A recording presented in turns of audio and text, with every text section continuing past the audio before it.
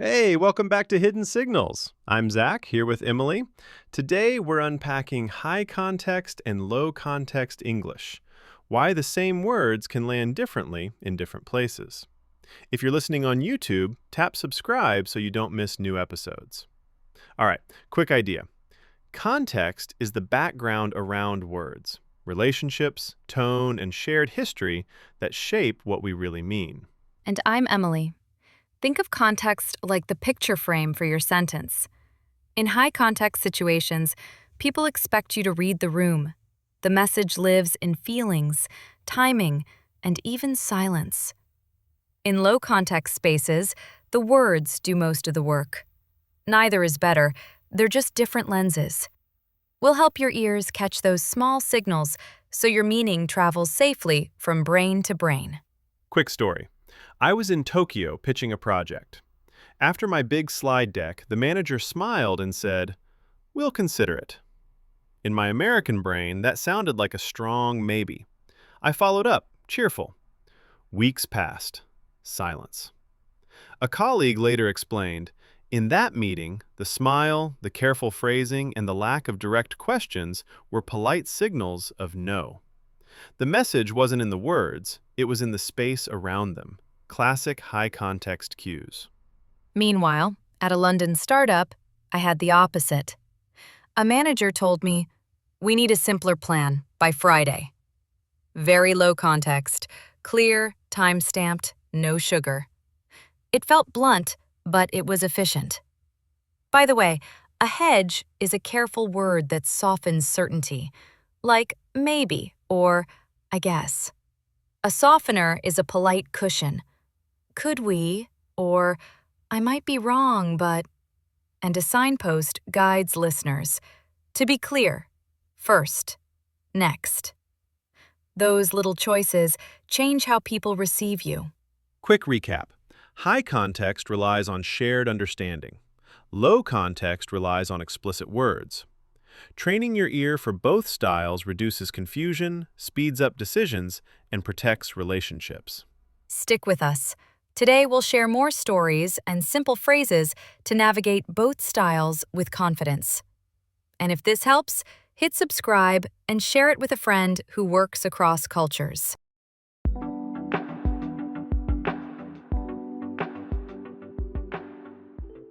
Okay, picture this. I'm in a glass-walled meeting room in Shanghai, pitching a collaboration.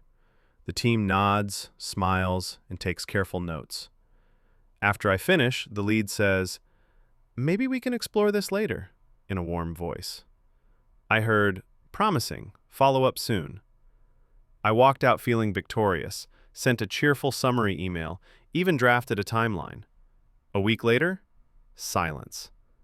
Another week, a gentle reply, "We appreciate your effort."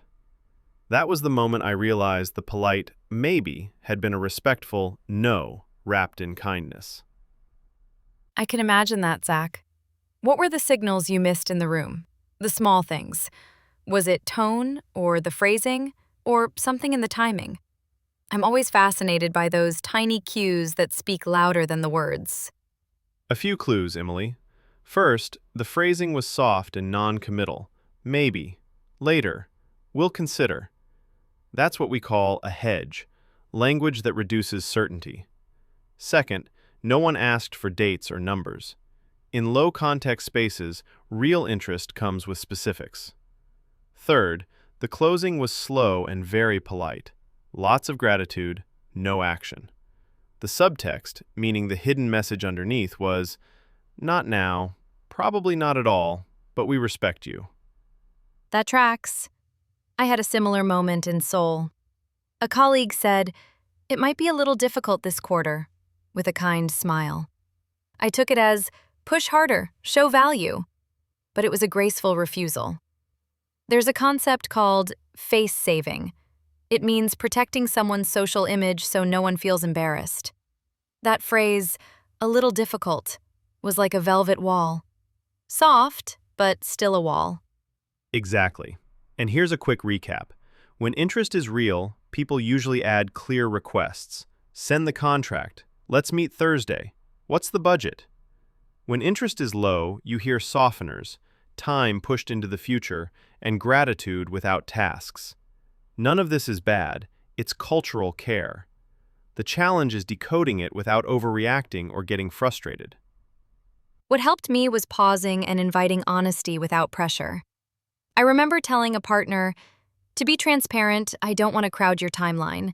If the answer is not now, I totally understand." That word, transparent, means clear and open. After I said that, shoulders relaxed. They replied, "It's not a priority this year." I felt relief. Finally, a clear map. No hard feelings, just alignment. I tried something similar later, Emily. I said, "No rush, help me calibrate. Is this a yes soon, a maybe later, or a no for now?" Calibrate means adjust to the right level. They smiled and said, "No for now."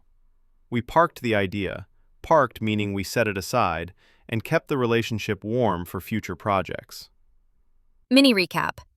A polite maybe can be a kind no. Listen for hedges, delayed timing, and thanks without tasks.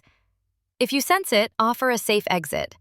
I usually add, "Your honest feedback helps me improve." People respond to that trust, often with clarity you can actually use. Quick question for you, Zach. Did you feel disappointed or more relieved once you named it?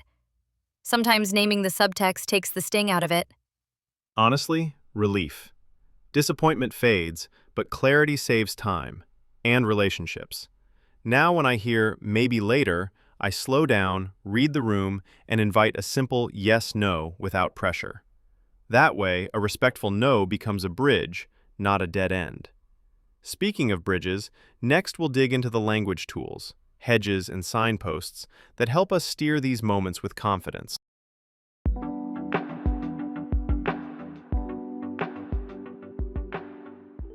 Let's zoom in on the toolkit. Softeners, hedges, and clear signposting. These are like the dimmer switch for your message, turning the light up or down. I once wrote a tough email about delays. Instead of, "You're blocking us," I said, "I'm concerned about the timeline. Could we look at two options?" That softener, "could we," kept doors open while still pointing to the problem. The idea isn't to hide the truth, it's to land it safely. That reminds me of a creative briefing in Milan. The director loved our concept, but feared the budget. I didn't push. I said, "I might be wrong, but if we trim 2 scenes, we keep the story and stay on cost. How does that feel?" A softener cushions impact. It's polite without being vague. The word cushion here means protect.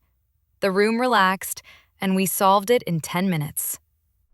Hedges are cousins of softenings. They reduce certainty so people can enter the conversation. In a status update, I told a client, "We're about 80% there. A couple of dependencies could shift delivery." Dependency, by the way, means something your task relies on. If I had said, "We're late," the call would have turned defensive. The hedge left space for help, and they cleared a blocker that afternoon. There's a trap, though, overhedging. Too many maybe, sort of, and a bit can turn clarity into fog. I've done that. People walked out unsure who owned what. Mini recap. Softeners protect relationships. Hedges manage uncertainty. Use both with intent, then end with one clear ask so no one leaves guessing. Now, signposting. It's the roadmap inside your words, little markers that guide attention. On a remote call, I said, 2 parts, the risk, then the fix. First, our file permissions are blocking access. Next, here's the workaround. Finally, timeline. The energy shifted from panic to plan. Signposts don't make you robotic. They make you easier to follow, especially across accents and time zones. I used micro signposts in a tense feedback session. Bottom line, the message is strong. What changes is the pacing. Bottom line means the most important point. Then I added, so here's the tweak. Shorter intro, same core idea. That tiny map kept us aligned.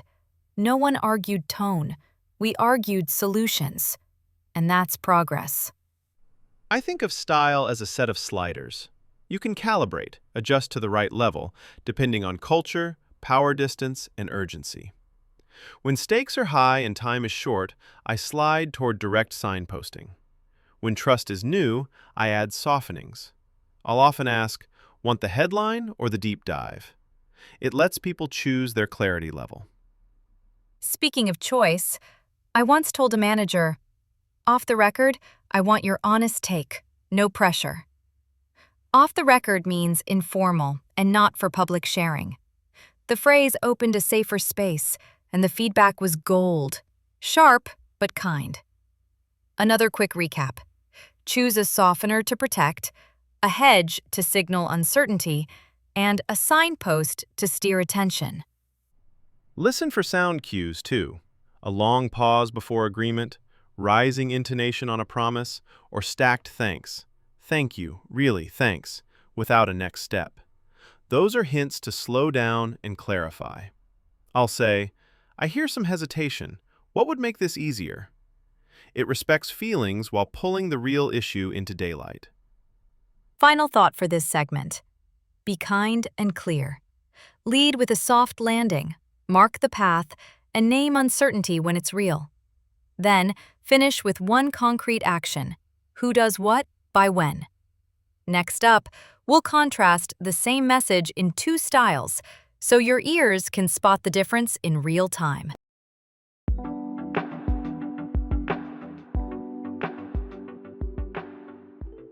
Let's do a quick listening workout. One message, two styles. Same situation. Our team is slipping on a deadline. First, I'll give you the high context version, the kind that lives more in tone and timing than in hard numbers. Here's how it sounded in my head during a cross-border call. Thanks for everyone's effort. Really appreciate the late nights. It's been a full week and a couple pieces are still finding their shape. If we shuffle a few priorities, we could land in a better place early next week. I don't want to add pressure today. Let's make sure quality doesn't suffer. Okay, I hear care and caution. No exact date, lots of gratitude, and phrases like finding their shape and early next week. That's a hedge. Soft, flexible timing. The subtext I catch is, we're running late, please accept a small delay, quality first. Did I read your intent? Now the low context version from the same reality. We're 2 days behind. Current blockers, vendor access and QA rework. New target, Monday, 10 a.m. UTC. I'll send a revised plan in 1 hour. If that's a risk for launch, tell me by end of day so we can cut scope. Perfect contrast. The second one gives numbers, a timestamp, and a clear ask. Very actionable. Actionable means you can do something specific right now. Mini recap. High context shields relationships and implies the path. Low context names the path and asks for a decision. Round 2. Declining a proposal. I'll start high context, the version I used with a partner I wanted to keep close. The concept is thoughtful, and the team clearly poured heart into it. Timing on our side is a little tight this quarter. Let's keep the conversation warm and revisit when resources open up. What I hear is praise first, then a face-saving explanation. Timing is tight. And a bridge to the future. Revisit.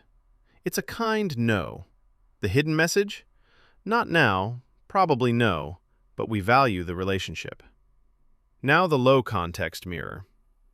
We won't proceed with this concept. Reason? It doesn't fit our Q3 priorities. Thank you for the work. Let's stay open to other options next cycle. See the shift? Same respect, more clarity. Forthright is the word. Direct, but not rude.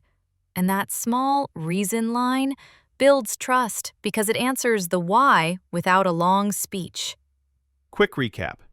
To spot high context, listen for gratitude up front. Gentle time words, later, when it opens up, and no hard asks. For low context, watch for numbers, deadlines, verbs like decide, send, ship. If you're unsure, invite clarity. Do you prefer a brief headline or the full details? Headline means the main point. Last tip before we move on. Echo what you think you heard. I'll say, so, to confirm, we're pushing to Monday and cutting 2 tasks, correct? Confirmation turns fog into a map. Coming up, we'll bundle these moves into a simple toolkit you can use in any meeting.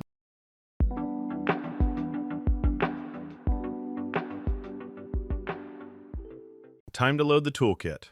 Clarify, confirm, calibrate. Think of it as 3 moves you can do in any meeting. Clarify means make the meaning sharp.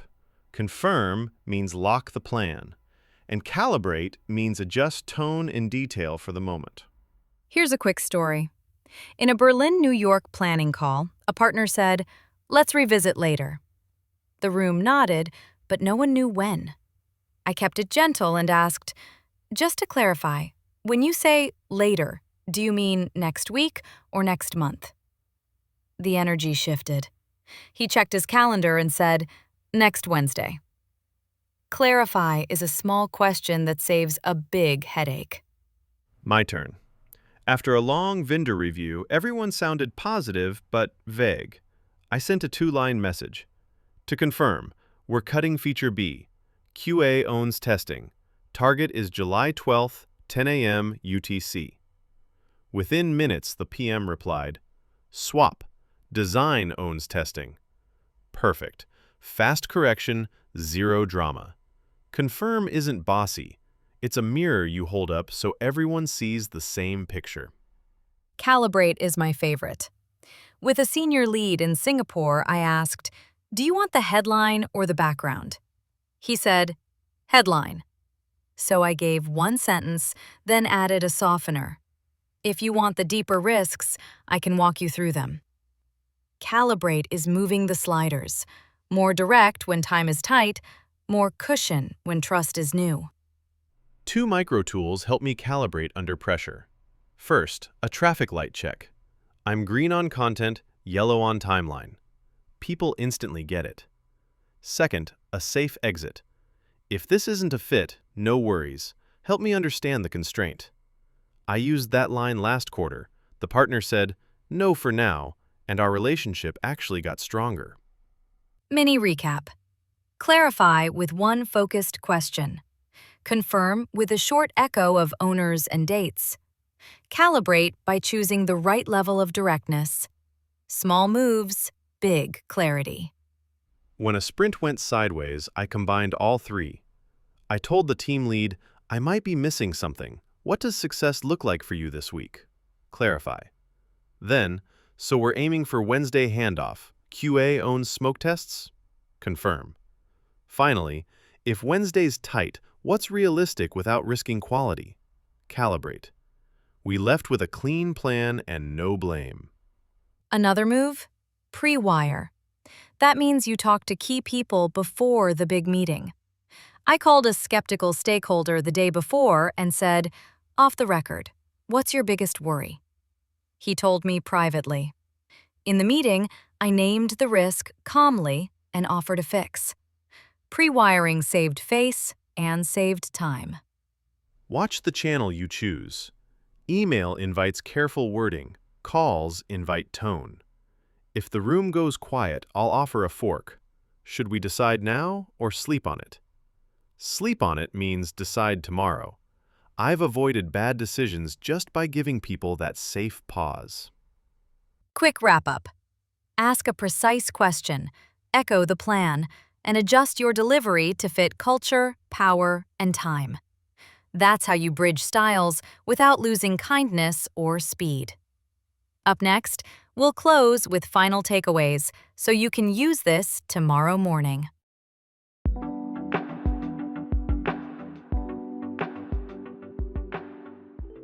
Quick recap before we land the plane. High context often shows up as gratitude first, elastic timing, and gentle hints. Low context brings numbers, timestamps, and direct verbs. Blending both gives you kindness with momentum. Final toolkit in one breath. Clarify, confirm, calibrate. Clarify with one focused question. Confirm by echoing who does what by when. Calibrate your tone and detail to fit culture and urgency. Signposting. First, next, finally, guides attention like little road signs. One last story. End of quarter, pressure high. I heard nervous silence, so I asked, what would make this easier? Someone admitted a hidden risk with access. We fixed it that afternoon. Naming the tension lowered friction. Friction just means resistance. And the room exhaled. And when you're unsure, offer a safe fork. Is this a yes soon, a maybe later, or a no for now? Giving choices reduces pressure and invites honesty. Strangely, kind boundaries create stronger trust than soft fog. 2 habits to keep. Pause for 3 beats after big points, then mirror what you heard. So, to confirm, we're moving Monday and trimming 2 tasks. Follow with a short note. That paper trail, meaning a clear record, prevents memory wars next week. Micro challenge for tomorrow morning. Pick one move. Maybe ask, headline or background? Or try, to be transparent, I don't want to add pressure. What timing works on your side?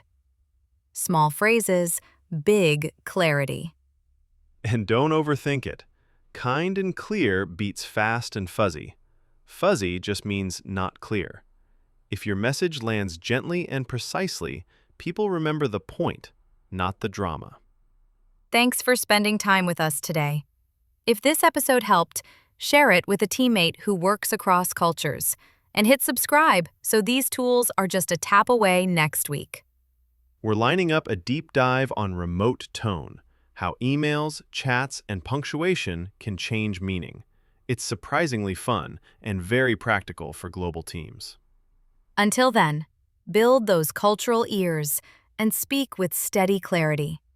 Take care, and we'll see you in the next one.